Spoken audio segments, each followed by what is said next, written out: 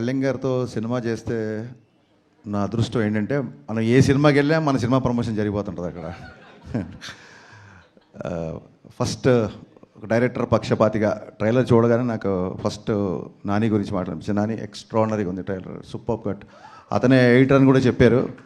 So ఇంకేముంది, సవ్యసాచి ఒక director come editor అవుతే సినిమా డబల్ కమ్ ఎయిట్ ఇంకేముంది అంతకంటే. అండ్ ఇందాక చెప్పినట్టు పొలిమేర ఫంక్షన్కి వెళ్ళా నేను, కామాక్షి అండ్ అనిల్ గారు అప్పుడు పొలిమేర ఫంక్షన్కి వెళ్ళాను. అది పొలిమేర 2 అయింది, 3, 4, 5 కూడా అవ్వచ్చు తెలియదు. అలాగే బీమ్స్ ధమాకా ఫంక్షన్కి వెళ్ళాను నేను. So the rest is history. Naresh గారితో అండ్ మా విజయ్ నాంది.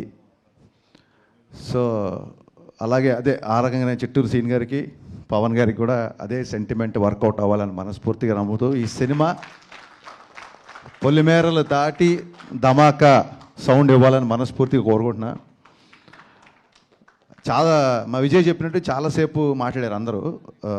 డైరెక్టర్ గారు కోర్స్ ఫస్ట్ సినిమా ఎమోషన్, ఆయన కామాక్షి గారు చాలాసేపు మాట్లాడారు, అలాగే మా డైరెక్టర్ గారు. నా ఆశ్చర్యం ఏంటంటే వీళ్ళందరూ కలిసి 2 గంటల సినిమా ఎలా తీశారని. So that is going to be the biggest surprise అని నా feeling. I'm waiting for that surprise. And Ramesh Reddy గారు ఎక్స్ట్రానరీగా ఉందండి మీ విజువల్స్, సూపర్. అండ్ మీరు చాలా ఫాస్ట్ అని చెప్పారు నరేష్ గారు. That is the need of an hour actually. So మీ ఇద్దరి గురించి మాట్లాడాలి, బట్ మీ ఇద్దరి గురించి అందరి గురించి మీరే మాట్లాడారు. మళ్ళీ మీ ఇద్దరి గురించి నేను మాట్లాడాను వెంటనే హర్ష అండ్ జీవన్. చాలా టైం అయిపోయింది యాక్చువల్గా. చిట్టూరు సీన్ గారి గురించి చాలా మాట్లాడాలి నేను. మేబీ సక్సెస్ మీట్కి మళ్ళీ అప్పుడు ఆయన గురించి చెప్తాను నేను, చిట్టూరు సీన్ గారి గురించి డెఫినెట్గా. నరేష్ గారి గురించి ఖచ్చితంగా మాట్లాడాలి. నేను ఈవీ గారి సినిమాలు చూసిన తర్వాతే నేను సినిమా రైటర్ అవ్వాలనుకున్నాను. అక్కడి నుంచి నా జర్నీ స్టార్ట్ అయింది. సో పరోక్షంగా నా సినిమాల్లో ఏమాత్రం ఎంటర్టైన్మెంట్ బాగుంటుందన్నా, పాటలు బాగుంటాయన్నా, ఇంకేమన్నా సినిమాల్లో నచ్చే విషయాలు ఉంటే మట్టుకు వాటి మీద నాకు ఈవీ గారి యొక్క స్ట్రాంగ్ ఇన్ఫ్లుయెన్స్ నా మీద ఉందండి. ఆయనతో డైరెక్టర్ అయ్యాక కలిసే నేను ఒకసారి, బట్ ఆయనతో ఎక్కువ టైం ఎప్పుడు స్పెండ్ చేయలేదు. ఆ రిగ్రెట్ ఎప్పుడు ఉంటుంది నాకు. సో నరేష్ గారి ఫంక్షన్కి నాకు ఎప్పుడైనా ఇన్విటేషన్ వచ్చిందంటే నేను ఇంకా సెకండ్ థాట్ కూడా ఉండదు, నాకు ఇమ్మీడియట్గా నేను వచ్చేస్తానంటాను. ఎందుకంటే నేను డాడీతో ఎక్కువ టైం స్పెండ్ చేయలేకపోయాను. At least I have that privilege now. Naresh గారితో నాకు ఆ టైం స్పెండ్ చేసే అవకాశం ఉంటుందని ఫీల్ అవుతాను. నాకు ఆయన అంటే అంత ఇష్టం. అంటే ఈవీ గారి యొక్క స్ట్రాంగ్ ఇన్ఫ్లుయెన్స్ నా మీద ఉంటుంది. జస్ట్ బికాస్ ఆఫ్ ఆయన వల్లే నేను, because of him I'm here అని నేను చాలాసార్లు చెప్పాను.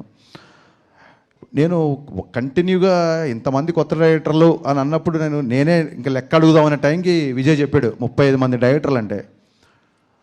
డెఫినెట్గా సినిమా ఇండస్ట్రీలో కొత్త వాళ్ళకి అవకాశం ఇస్తున్నప్పుడు ఎవరికి అవకాశం ఇచ్చినా ఒక్క వ్యక్తికి అవకాశం ఇచ్చినట్టు అవుతుంది.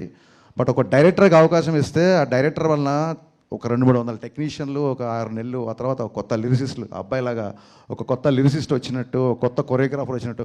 సో ఇండైరెక్ట్లీ ఒక డైరెక్టర్కి అవకాశం ఇస్తే ఎంతోమందికి ఇండైరెక్ట్గా అవకాశం ఇచ్చినట్టు. సో మీరే లెక్కేసుకోండి, 35 ఇంటూ కొన్ని వందల మందికి మీరు ఒక అవకాశం ఇచ్చారు sir. It's not a joke, it's a great thing నాకు తెలిసి.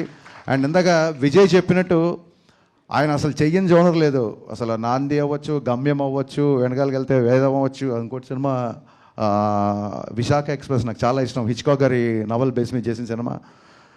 అసలు ఆయన ఫస్ట్ సినిమా అల్లరి కాబట్టి ఆయన అల్లరి నరేష్ అంటున్నాడు తప్ప ఆయన అన్ని జోనర్లు టచ్ చేశారు. ఏ డైరెక్టర్ స్క్రిప్ట్తో వెళ్ళినా రెడీగా ఉంటారు కాబట్టి ఆయన అల్లరి నరేష్ కాదు, అందరి నరేష్. యాక్చువల్గా ఇక్కడి నుంచి మనం టైటిల్ మార్చేద్దాం సీరియస్లీ. ఎందుకంటే నాకు ఎంత ప్రౌడ్ ఫీలింగ్ వచ్చిందంటే రాగానే జనరల్గా నా ఆడియో ఫంక్షన్స్, నా ప్రీ రిలీజ్ ఈవెంట్లు జరిగినప్పుడు మా విజయ్ ఆ ఏవీలు చూసుకోవడం, ప్రోమోలు కట్ చేసి నాకు చూపించడం, మిగతాయి చేయడం, ఈ పనులలో ఉండేవాడు. నేను టక్కన రాగానే నా పక్కన నా ఆడియో ఫంక్షన్లు చూసిన విజయ్ నా పక్కన డైరెక్టర్గా కూర్చోబెట్టాడు. నరేష్ గారు మనస్ఫూర్తి ఇంకోసారి నేను థ్యాంక్స్ చెప్తానండి విజయ్ డైరెక్టర్ చేసినందుకు. నాకు ఫస్ట్ సినిమా అప్పుడు కూడా అంత టెన్షన్ క్రియేట్ అయింది నాకు. ఆ రోజు నాంది రిలీజ్ అవుతున్నప్పుడు విజయ్ గారు హిట్ కొట్టాలని. సో ఇలాంటి ఎందరో మందిని, ఇంతమందిని మీరు తీసుకురావడం అనేది ఇట్స్ యూఆర్ ట్రూలీ బ్లెస్డ్ అండి. వీరందరి బ్లెస్సింగ్స్ మీకు ఎప్పుడు ఉంటాయని మనస్ఫూర్తిగా కోరుకుంటున్నాను. చాలామంది డాక్టర్ అవ్వాలనుకొని యాక్టర్ అవ్వాలంటారు, బట్ డాక్టర్లు అయిన తర్వాత కూడా ఈయన యాక్టర్ అవ్వడం, ఆయన డైరెక్టర్ అవ్వడం, it's quite surprising. I truly understand what you guys said. మీకున్న సినిమా మీద ఉన్న ప్యాషన్, మీకు సినిమా మీద ఉన్న కసి అదంతా మీ ఎమోషన్లో నాకు అర్థమైంది. ఒక బుల్లెట్ ట్రైన్ లాగా దూసుకుపోతున్న బీమ్స్, ఒక బుల్లెట్ ట్రైన్లా దూసుకుపోతున్న బీమ్స్ ఈ రైల్వే కాలనీ దగ్గర ఆగి ఇక్కడ మీ అందరితో ట్రావెల్ చేసి దీనికి ఒక అద్భుతమైన మ్యూజిక్, మంచి పాటలు, మంచి బ్యాక్గ్రౌండ్ స్కోర్ ఇచ్చారని చెప్తున్నారు. ఒక డైరెక్టర్ ఎగ్జైట్ అవ్వకపోతే, ఒక రచయిత ఎగ్జైట్ అవ్వకపోతే అంతసేపు మాట్లాడండి బ్యాక్గ్రౌండ్ స్కోర్ గురించి. I'm truly looking forward for this film. ఇకపోతే నేను ఐబొమ్మ ఇన్సిడెంట్ తర్వాత ఫస్ట్ టైం నేను మీడియాని చూస్తున్నాను కాబట్టి ఖచ్చితంగా మనందరం సినిమా ఇండస్ట్రీ తరఫున చెప్పుకోవాలి. పైరసీ సినిమాలు చూపించే ఐబొమ్మడికి ఒరిజినల్ బొమ్మ చూపించిన యావత్తు పోలీస్ యంత్రాంగానికి, సివి ఆనంద్ గారికి, మా సత్యనారాయణ సార్ గారికి, ఇండస్ట్రీ తరఫున మనందరి తరఫున మనస్ఫూర్తిగా కృతజ్ఞతలు చెప్పుకుంటూ 21 నవంబర్ 12A రైల్వే కాలనీ నాతో పాటు చూడొచ్చు. నేను కూడా మార్నింగ్ షో చూస్తున్నాను.